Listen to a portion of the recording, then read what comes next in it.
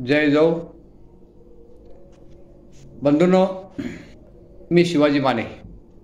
आज महाराष्ट्रात आणि देशात अनेक विषय पडलेले आहेत, पण प्रामुख्यानं मराठा आरक्षण या मागणीचा विषय प्रत्येकाच्या घराघरामध्ये आणि मनामनामध्ये, विशेषतः मराठा समाजाच्या मनामनामध्ये दिसून येतो आहे। सर्वत्र चर्चा आरक्षणाची, आरक्षण आरक्षण आणि आरक्षण। पण आरक्षण मिळणं एवढी सोपी गोष्ट आहे का? आरक्षण मिळणं एवढी मुळीच अजिबात सोपी गोष्ट नाही, हे पहिल्यांदा आपण लक्षात घेतलं पाहिजे। आरक्षण मिळणं सोपी गोष्ट नाही असं जरी वाटलं, असं जरी आपण म्हणत असलो, अवघड जरी आहे असं वाटत असलं तरी, सोपी जरी नसली तरी अवघड सुद्धा नाही, आपण लक्षात घेतलं पाहिजे। आता हे मी दोन्ही अंगाने का बोलतो? कारण मराठा आरक्षणाचा लढा हा जोरात चालू आहे, प्रचंड प्रतिसाद मिळतो आहे, अनेक लोक सहभागी होत आहेत आणि मराठा आरक्षणाच्या मागणीला नेता सुद्धा प्रामाणिक आणि चांगला नेता मिळाला आहे। हे सगळं ठीक आहे, पण तरी आम्हाला आरक्षण मिळेल का? ही गोष्ट एवढी सोपी आहे का? एवढी गोष्ट आरक्षण मिळणे ही मुळीच सोपी नाही, हे आपण लक्षात घेतलं पाहिजे। मग का सोपी नाही? ती सोपी यासाठी नाही की आरक्षण देण्यासाठी ज्यांच्या हाती सत्ता आहे तो नेता प्रामाणिक असायला पाहिजे, तो नेता प्रगल्भ असायला पाहिजे आणि त्यातला समाजाची आत्मीयता असायला पाहिजे।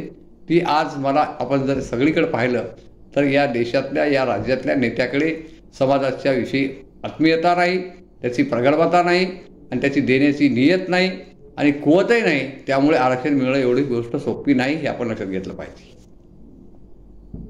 मागे मराठा आरक्षणाचे 56 मोर्चे निघाले, भव्य असे विराट मोर्चे निघाले, प्रचंड मोठ्या स्वरूपात मोर्चे निघून आम्हाला आरक्षण मिळालेलं नाही।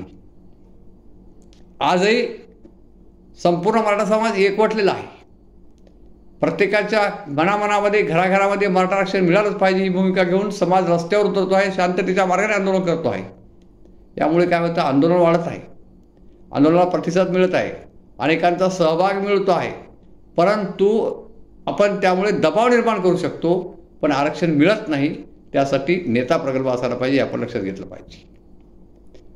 मग आज 56 मोर्चे निघाले, आरक्षण मिळालं नाही।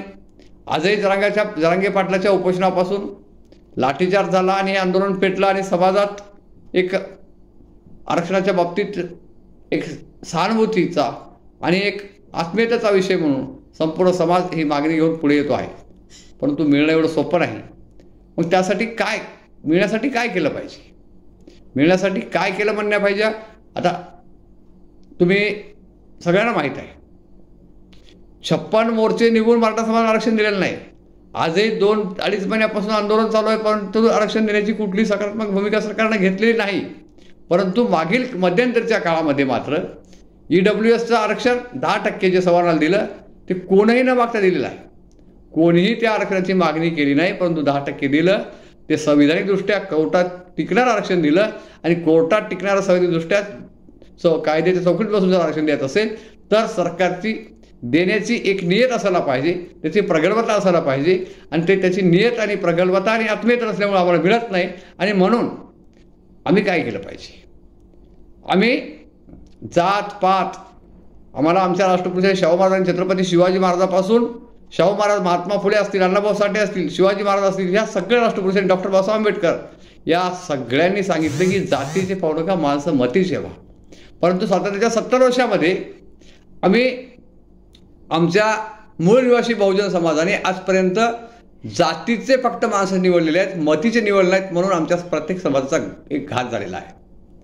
आरक्षणाच्या माध्यमातून आलेले लोकप्रतिनिधी सुद्धा त्यांच्या समाजाचा घात करतात, त्या समाजासाठी काहीच करत नाहीत, हे आपण सत्य पाहतोय, हे वास्तव आहे.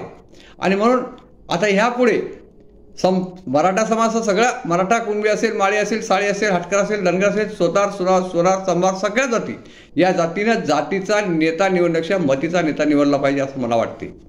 आणि मतीचा नेता जर निवडला, प्रगल्भ नेता जर निवडला, सगळ्या समाजाचे हाडापेष्टा वेदना जे समजून घेणारा नेता निवडला, तर त्या समाजाच्या वेदना समजून घेतल्या तर कुठली समस्या त्या समाजाची राहणार नाही.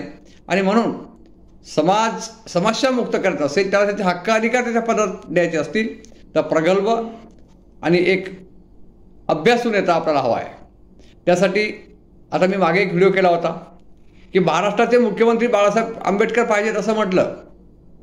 अनेक लोकांनी, हजारो लोकांनी मला हिव दिलेत.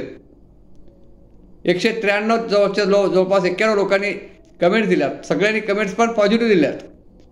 परंतु कमेंट्स देऊन किंवा मी एखादा व्हिडिओ देऊन ते जमणार नाही. तर जमीन लेवलवर, ग्राउंड लेवलवर या देशातल्या बहुजन समाजाच्या उत्थानासाठी काम करणारा नेता, महाराष्ट्राची सत्ता त्याच्या हातात गेली पाहिजे, या दृष्टीनं तुम्ही आम्ही सगळ्यांनी काम केलं पाहिजे.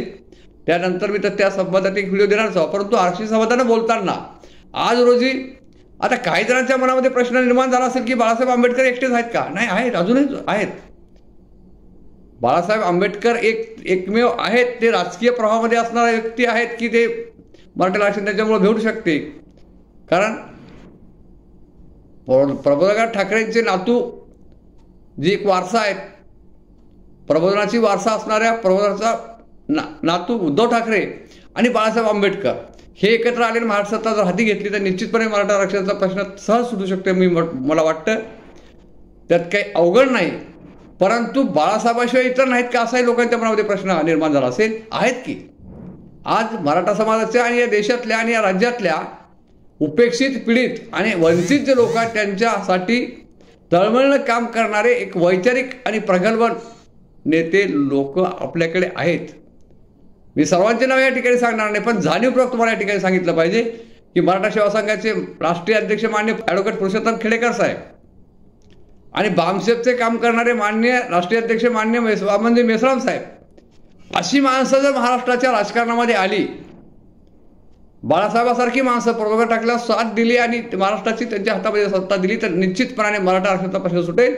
आणि या महाराष्ट्रातल्या, देशातल्या जे उपेक्षित, जे वंचित लोक आहेत त्यांच्या सगळ्या समस्या सोडण्यासाठी सक्षम आहेत, ते प्रगल्भ आहेत, हे असं मला वाटते. आणि म्हणून आज बाळासाहेब आंबेडकर राजकीय प्रवाहामध्ये आहेत. वामन मेश्राम साहेब राजकीय प्रवाहामध्ये नाहीत, खेडेकर साहेब राजकीय प्रवाहामध्ये नाहीत.